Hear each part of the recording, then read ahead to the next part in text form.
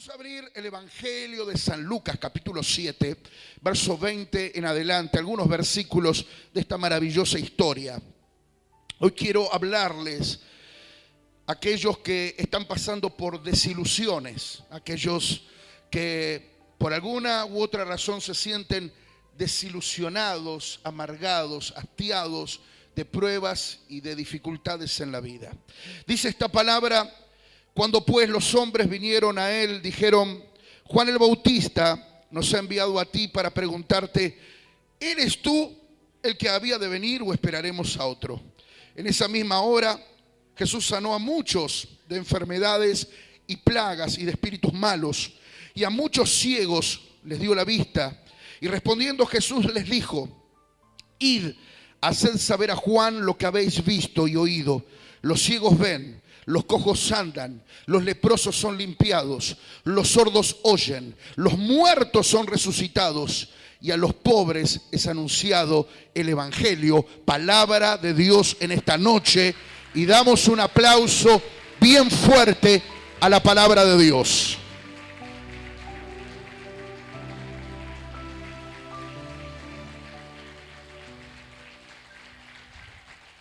¿Cuántos de ustedes atravesaron en algún momento de su vida por alguna desilusión? Seguramente cada uno de los que estamos aquí tenemos varias historias para contar, o podríamos escribir un libro o varios capítulos al menos de todas las situaciones en nuestra vida que generaron desilusión.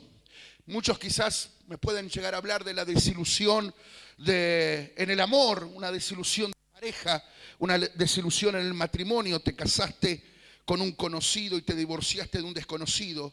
La desilusión en el noviazgo, de repente tantos planes, tantos sueños, tantos proyectos, y las cosas se diluyeron así porque sí. Alguien dijo: se terminó el amor, y eso generó una gran desilusión, ¿verdad? Tenías tantos planes, tantos sueños, el vestido blanco, el altar, los invitados, la noche de bodas, la familia, los hijos, pero algo pasó en el camino que generó desilusión, ¿verdad? Quizás muchos me puedan hablar en esta noche de la desilusión en la familia. Pastor, claro, está bien, uno no elige a la familia, no elige a los parientes, pero del dicho al hecho, o del refrán a la realidad, la verdad que uno ha tenido que vivir tantas desilusiones, porque el solo ver que dentro de la casa, ¿verdad?, hay tanta hipocresía, dentro de la propia familia, en la misma sangre, en el apellido, hay tanta envidia, tanta rivalidad, que eso, pastor, a mí me ha generado una desilusión en la vida. Nos desilusiona cuando de repente tenemos una meta y no la podemos alcanzar. Nos desilusiona fundamentalmente cuando tenemos expectativas. La desilusión viene por causa de las expectativas. Cuando nos hacemos expectativas de algo y ese algo no llega, ese algo no se cumple, o ese algo no se da de la manera que nosotros esperábamos, todo nuestro mundo interior se desmorona. Quizás tú decías: este es el año que termino mi casa, este es el año en donde compro el auto, este es el año donde saldo la tarjeta y nunca más quiero créditos usurarios que me arruinen la existencia. Y de repente todo venía bárbaro, de repente un traspiés, una enfermedad, una situación fuera de tu control hizo que eso generara una gran desilusión, ¿verdad? A veces nos desilusionamos de la gente. Y esto hay que decirlo, ¿sí o no? A veces nosotros creemos que todos son del mismo palo, que todos tienen la misma bondad, el mismo amor, que todos son generosos, que todos tienen el mismo buen corazón. Porque, claro, para el que tiene buen corazón, uno cree que el otro es de su propia condición. Como dice el refrán, para el ladrón todos son de su condición. Y para el bueno, uno dice: bueno, la otra persona también tiene sentimientos nobles. Pero después la vida nos da un cachetazo y nos desilusionamos de darnos cuenta que ese amigo no era tan amigo, que esa amiga no era tan confidente, que ese hermano en Cristo no era tan hermanito, que era más bien primo lejano, ¿verdad? Porque dejó evidencias más que sobradas de que realmente no tenía el mismo Espíritu de Dios. Y todas esas cosas nos van generando desilusión. Y la desilusión va sembrando en nuestro corazón, en nuestra vida interior, ¿qué cosa? Tristeza, resentimiento, amargura, dolor, ¿sí o no? Depresión. Muchos por causa de la desilusión entran en un valle, entran en una cueva, en un desierto del alma. La vida se les convierte en blanco y negro, ¿verdad? Y lo peor de la desilusión es que uno llega a un punto en que descree de todo y de todos, incluso hasta de Dios y de su amor. ¿Cuántas personas hoy quizás no están en la iglesia? ¿Cuántas personas que en otro tiempo servían a Dios, adoraban a Dios, cantaban a Dios, no se perdían un culto, hoy quizás no están en los caminos del Señor porque alguna desilusión los sacó del camino? Antes confiaban ciegamente en Dios y en su amor, confiaban ciegamente en la presencia del Espíritu Santo, pero detrás de esa desilusión es como que bajaron los brazos. Ahora, déjeme decirle que no somos usted y yo los únicos que en algún momento de nuestra vida hemos experimentado esa tristeza, esa desilusión del alma, sino que la Biblia está llena de historias de grandes hombres de Dios, de grandes hombres y mujeres de fe, que en algún momento de su historia experimentaron desilusión. La Biblia nos cuenta, por ejemplo, el caso de un gran profeta, muy conocido por todos nosotros, el profeta Elías, al cual la Biblia llama el profeta de fuego, el profeta de los milagros, el profeta que desafió a los Baales, el profeta que hizo descender fuego del cielo en el monte Carmelo. Ese profeta, en un momento, mientras él caminaba hacia Horeb, escapando de las amenazas de una sola mujer llamada Jezabel, él hizo una oración así. En un momento de la oración él le dijo a Dios: Señor, quítame la vida, porque no soy mejor que mis padres. Lo que estaba diciendo en ese momento Elías es: siento una gran desilusión, porque toda mi vida invertida en un proyecto, toda mi vida luchando por algo, y llega a esta instancia de mi vida y yo siento que no concrete nada. Yo siento que no tengo nada, yo siento que sigo escapando, yo siento que sigo luchando. ¿Verdad? Que todos los días hay una prueba distinta, una amenaza distinta. Y él dijo: si yo no pude superar a mis padres, si en mi generación yo no pude superar a mis padres, entonces, Señor, quítame la vida, porque no soy mejor que mis padres. Él sintió una profunda desilusión. La Biblia nos cuenta la historia del pueblo de Israel, un pueblo que había vivido 400 años esclavos en Egipto, pero que un día Dios los sacó con mano poderosa de aquel lugar, los guió hasta orillas del Mar Rojo. Allí en el Mar Rojo Dios le abrió las aguas en dos para que ellos pudiesen pasar en seco, y todo el pueblo de Israel pasó en seco y vio las maravillas de Jehová su Dios. Y también ellos vieron cómo las aguas se cerraban tras de sí, y esas aguas sepultaban literalmente al faraón y a todo su ejército. Todos los carros del faraón quedaron debajo de las aguas del Mar Rojo, y el pueblo de Israel aquella jornada tuvo una gran victoria. Pero ahora estaban atravesando el desierto. Egipto había quedado atrás, el faraón había quedado atrás, el Mar Rojo había quedado atrás. Ahora había que caminar el desierto, y el desierto significa prueba, adversidad. 3 días habían pasado, no 3 meses, 3 días. Y el agua se les había terminado y tenían sed. Y allí Dios los estaba probando. Y de repente por delante vieron un espejo de agua, al cual luego iban a denominar Mara. Y cuando vieron ese espejo de agua, sus almas fueron reconfortadas. Y el que caminaba arrastrando los pies, de repente saltó, se animó a correr, a precipitarse hacia aquel espejo de agua. Porque la sola sensación de saber que iban a poder calmar la terrible sed que estaba provocando aquel desierto los había animado. Pero cuando llegan, escuche, cuando llegan a las aguas, no pueden beberlas porque las aguas eran amargas. Por eso el nombre, la palabra Mara, significa amargura. No elija ese nombre, para una hija, ¿verdad? O para una nietita, no lo sugiera, porque significa amargura. Ellos no pudieron beber las aguas de Mara, y eso generó una frustración terrible, una desilusión muy grande. La palabra de Dios nos cuenta la historia de 2 hermanas que seguramente usted conoce muy bien, Marta y María. Tenían un hermano que se llamaba Lázaro. Lázaro era amigo de Jesús. A Jesús le gustaba pasar por Betania y quedarse en esa casa, comer junto con Lázaro, con Marta y con María.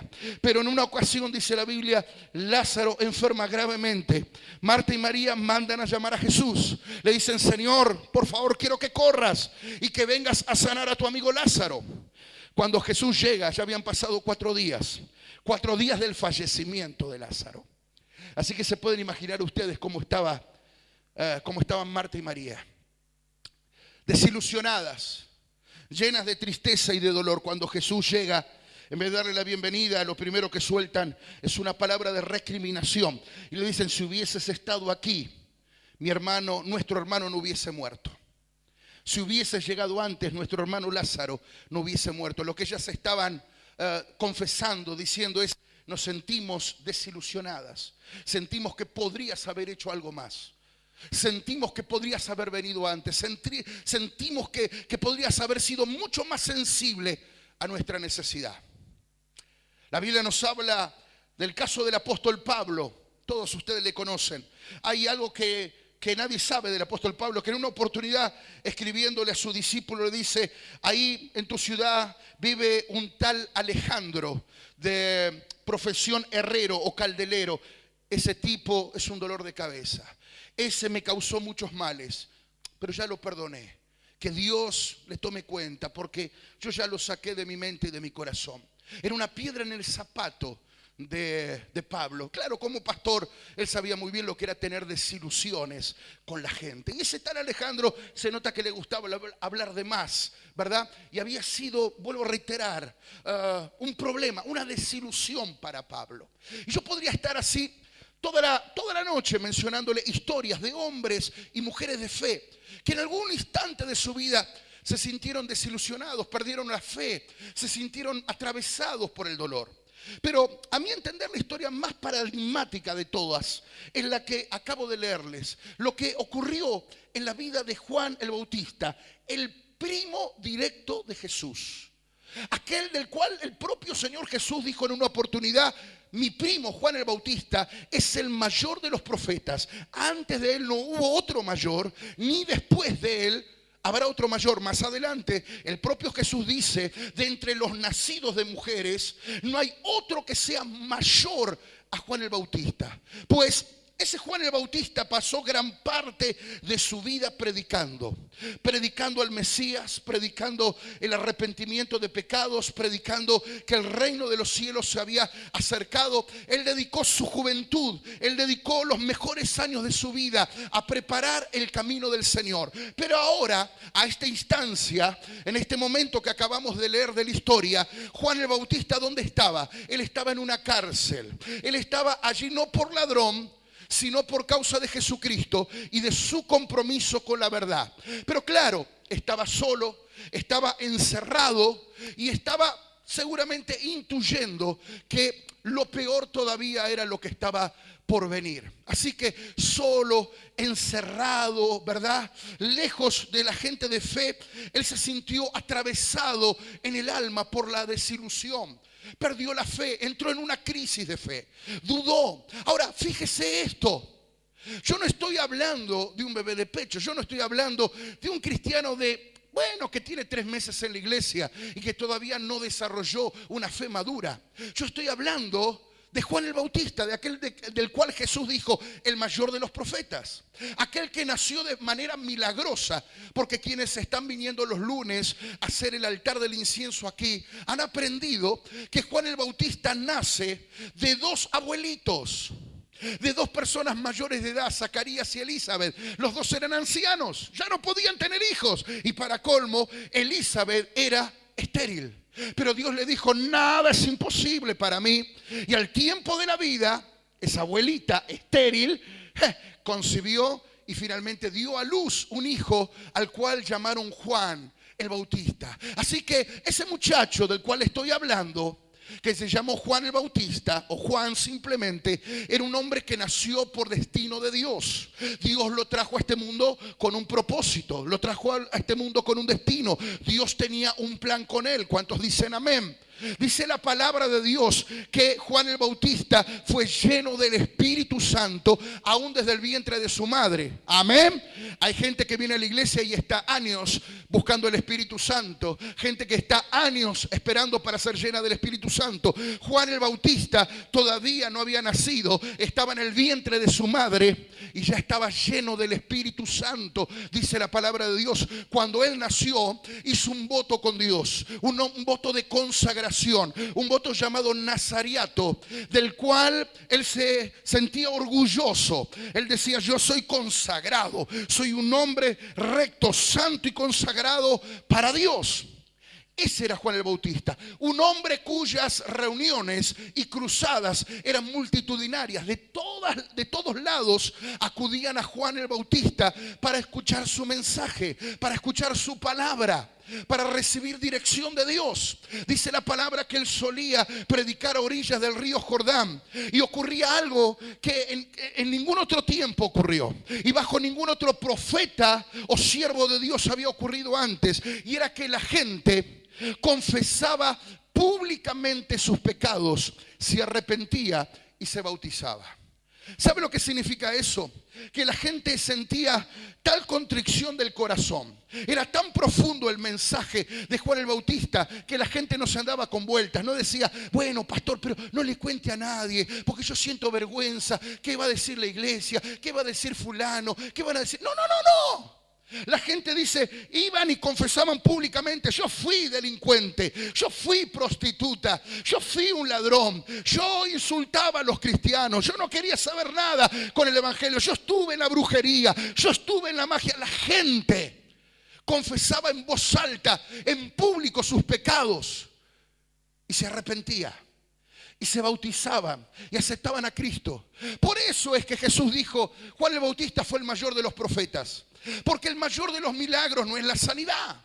El mayor de los milagros no es la liberación de demonios. El mayor de los milagros no es llenarse los bolsillos de plata, aunque a veces parece ser que es lo único que buscamos en la vida. El mayor de los milagros es el cambio, la transformación del corazón. No hay mayor milagro que se produce cuando un corazón se arrepiente, le pide a Dios el perdón de sus pecados, cambia y comienza a vivir en la voluntad de Jesús.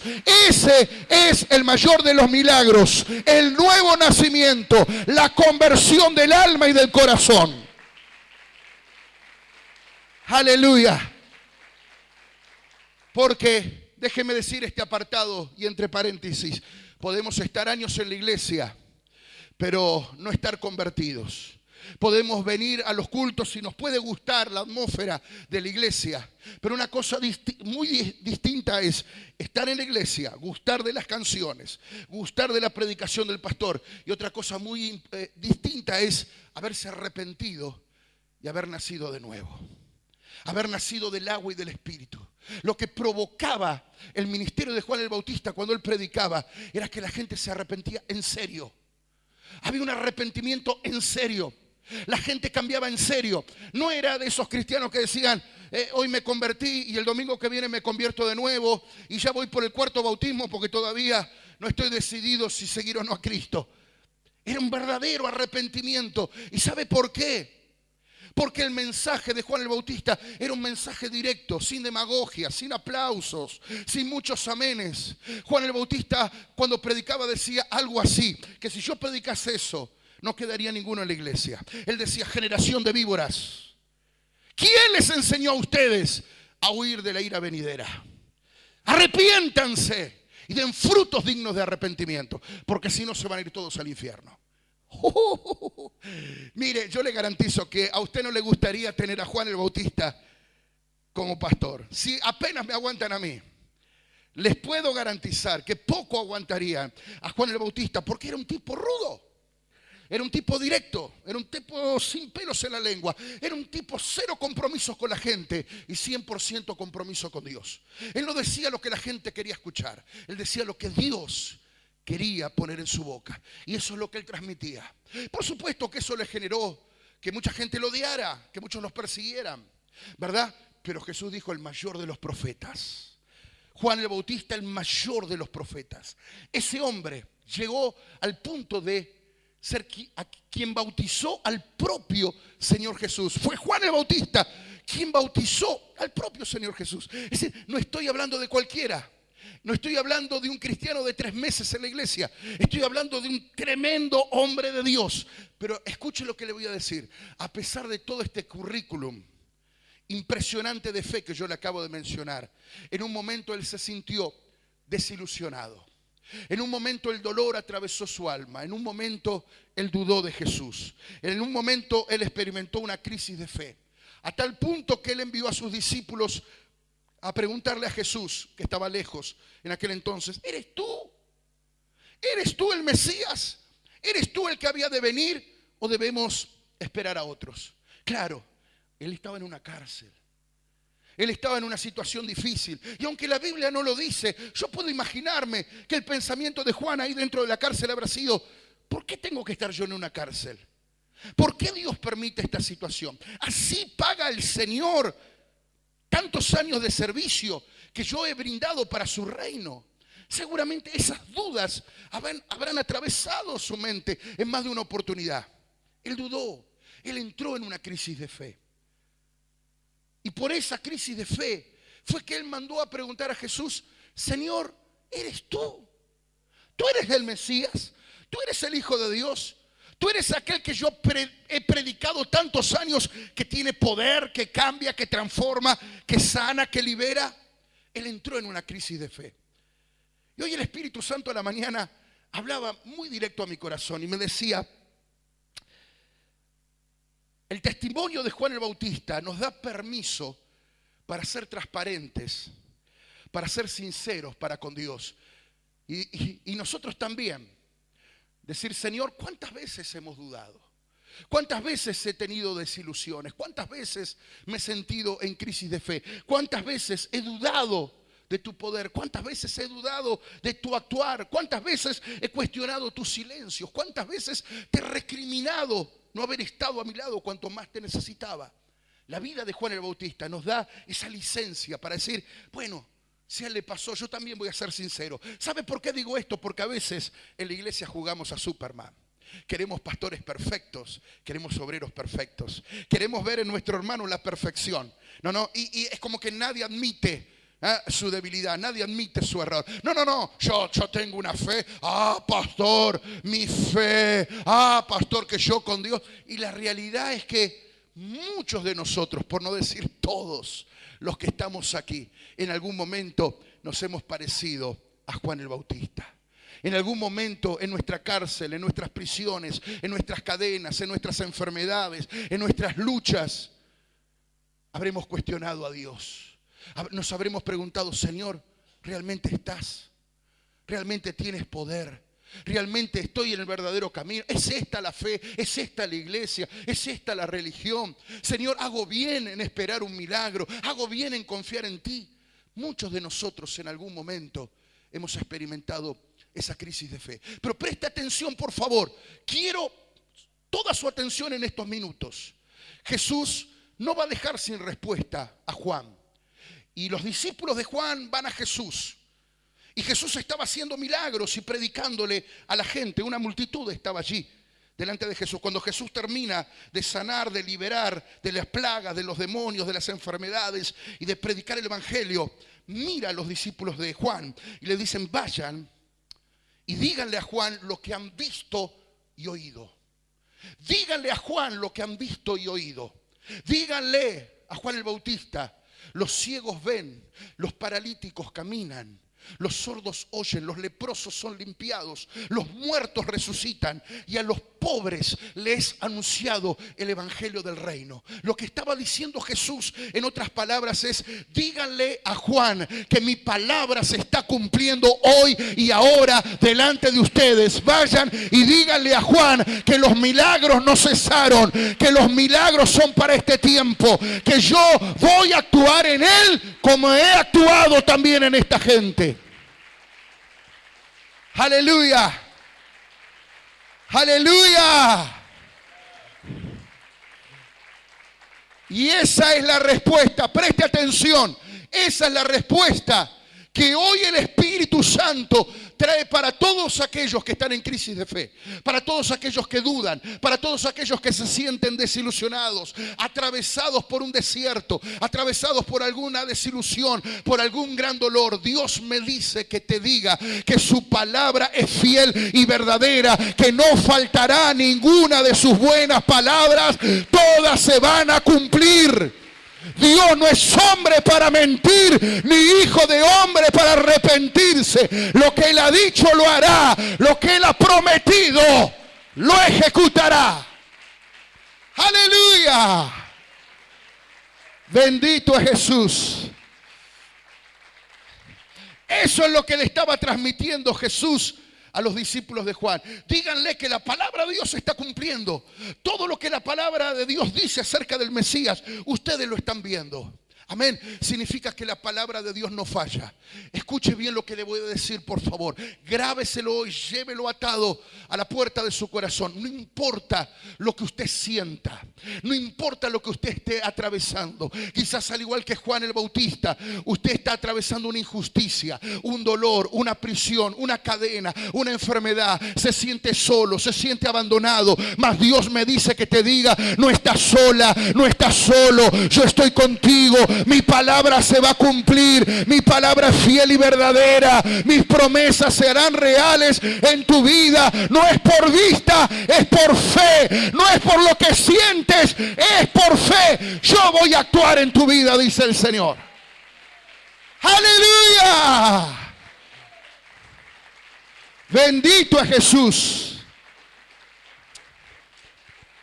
¿Cuántos dan gracias a Dios? Y lo segundo que le marca a Jesús es los milagros. Lo que Jesús le está diciendo: vayan y díganle a Juan que así como yo estoy actuando milagros en esta gente, también yo voy a hacer con él. Muchas veces nosotros habremos visto milagros en fulano o en mengano, ¿sí o no? Habremos visto milagros en uno y en otro. Habremos dicho: Señor, ¿por qué siempre le toca? ¿Por qué siempre le toca a ella? ¿Por qué siempre le toca a él? ¿Y a mí cuándo me va a tocar? Y es como que hoy el Señor te dice: tu milagro está a la puerta. Tu milagro viene en camino. Tus ojos no se van a cerrar hasta que veas el actuar de Dios en tu vida. Dios es fiel. Pero permítame un minuto más. ¿Sabe lo que más me llama la atención? Es lo que viene después si no leímos. Y que yo se lo dejo como tarea para que usted lea en su casa. Dice que detrás de esta respuesta, Jesús hace una pausa, unos segundos de silencio, mira a la multitud y comienza a elogiar a Juan en público. Cualquiera de nosotros hubiese esperado que Jesús lo descalificara, que Jesús lo avergonzara, que Jesús pusiera de manifiesto la incredulidad de Juan, que hubiese dicho: bueno, che, qué lástima, me salió flojito el primo, Yo hubiese querido que hubiese sido un poquito más aguerrido, más luchador, de más fe, pero me salió flojito. No. Jesús no solo no lo descalifica, no lo avergüenza, sino que lo elogia en público y habla bien de Juan. ¿Sabe por qué Jesús hace eso? Porque Jesús sabía que Juan no era ese momento. Juan no era esa diapositiva de la vida. Lo que Juan estaba viviendo era absolutamente circunstancial. Dios sabía muy bien, Jesús sabía muy bien que Juan no era una persona débil, una persona inconsistente, una persona falta de fe. Dios sabía que Juan era un hombre de fe, un hombre fiel, un hombre íntegro, un hombre de valor. Y un momento de error no iba a cambiar la condición y el amor de Dios por su siervo.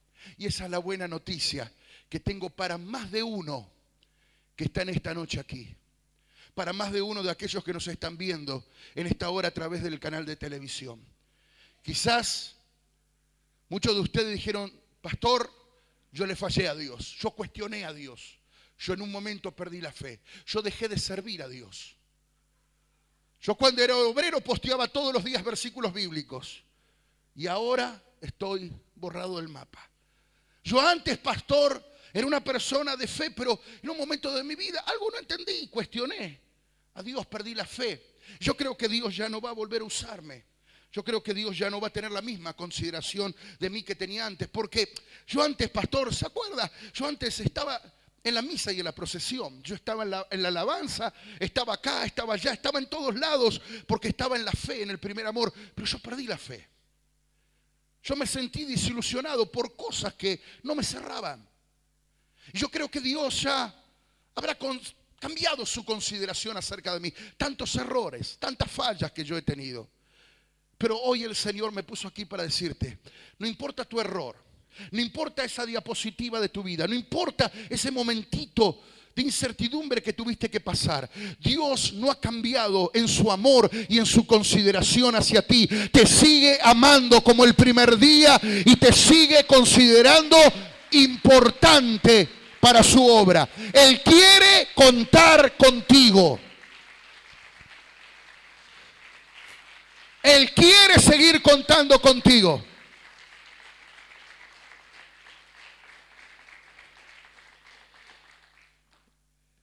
Tenemos la historia de un hombre llamado Pedro, que se jugó por Jesús. Pero también le pasó lo mismo que a Juan el Bautista. En un momento, cuando Jesús estaba en la cruz, él dudó, sintió miedo y negó a Jesús. Dijo, no lo conozco. Él pensó, ya está, se terminó mi carrera. El sueño de misionero, pastor, apóstol, predicador se terminó. Nunca más Dios me va a usar. Sin embargo, cuando Jesús resucita, al primero que va a buscar es a Pedro. Y 3 veces le pregunta, ¿Pedro me amas? ¿Pedro me amas? Pedro me ama. 3 veces Pedro había negado a Jesús. 3 veces Jesús le pregunta a Pedro si le ama. Jesús seguía amando a Pedro. Jesús seguía contando con Pedro. No importa tus errores. Quizás hubo un momento en tu vida en que perdiste la fe. Quizás hubo un momento en tu vida que no estuviste a la altura de lo que Dios esperaba de ti. Quizás hubo un momento en tu vida en que dijiste, yo abandono todo, dejo la Biblia, la cierro para no leerla nunca más. Quizás hubo un momento en tu vida que dijiste, pastor, yo pensé en abandonar la iglesia. Hubo un momento que quizás hasta hablaste mal de Dios, hablaste mal de la iglesia, hablaste mal de tus pastores. Hubo un momento en que la locura se te atravesó por la cabeza y dijiste, no voy más a la iglesia porque lo único que le interesa es la plata. Y sin embargo hoy estás aquí porque Dios te ama. Porque la opinión de Dios no ha cambiado. Porque Dios te sigue amando como el primer día y sigue contando contigo. Porque Dios dice, yo conozco tu corazón. Tú no eres ese Pedro. Tú no eres el Pedro de las redes. Tú no eres el Pedro que duda. Tú eres el Pedro que un día dijo, tú eres el Cristo, el Hijo del Dios viviente. Y con ese Pedro yo voy a contar. A ese Pedro yo estoy llamando. Tú eres el Juan de Bautista, no el que dudó, sino el que conquistó las multitudes para Cristo. Con ese Juan el Bautista yo estoy contando.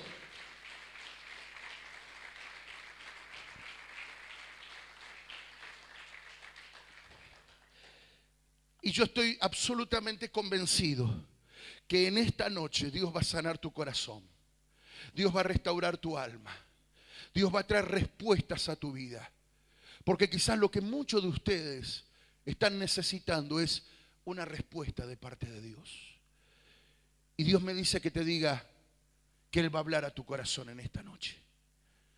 Que en estas próximas horas Dios va a traer una respuesta a esa pregunta, a esa duda, a esa desilusión. Así como Él se manifestó a la vida de Juan el Bautista, se va a manifestar también a tu vida hoy. Sanándote, restaurándote, quitando la desilusión, la tristeza, el vacío de tu alma. Yo estoy convencido de que en esta noche Dios te va a poner de pie, te va a levantar, te va a poner en carrera una vez más. Y esta pausita de duda, este traspiés, lo recordarás como una anécdota, como un momento de locura, como ese momento de, Señor, perdóname, me faltó la fe, pero yo no soy ese. Yo soy el que te amo profundamente. Yo soy el que creo que tú eres el Hijo del Dios viviente. Yo soy el que creo en milagros. Yo soy el que creo en tu palabra y en tu poder. Quiero que te pongas de pie, por favor, en esta noche.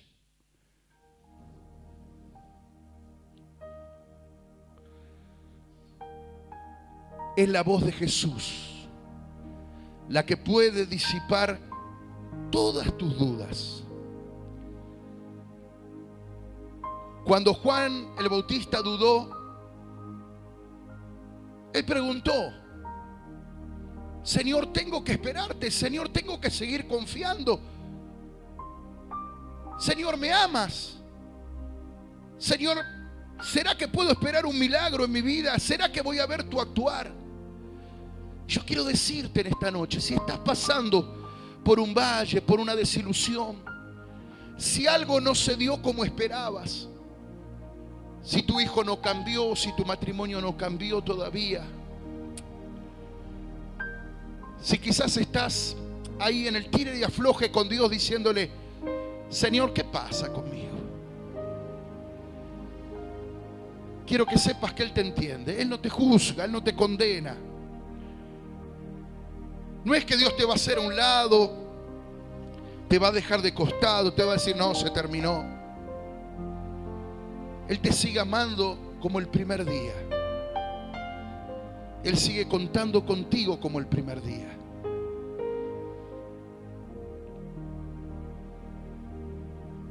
Y Él te dice en esta noche, a través de mi boca, mi palabra se va a cumplir, mis promesas se van a hacer reales.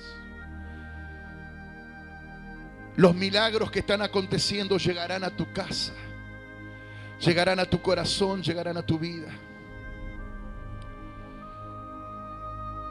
Hoy te sientes triste, hoy te sientes sola, hoy te sientes atravesado por una desilusión. Hoy te preguntas: ¿por qué? ¿Por qué a mí? Hoy te sientes en la prisión del alma. Pero el Señor en esta noche trae una paz y un bálsamo a tu corazón. Y es su voz la que te levanta.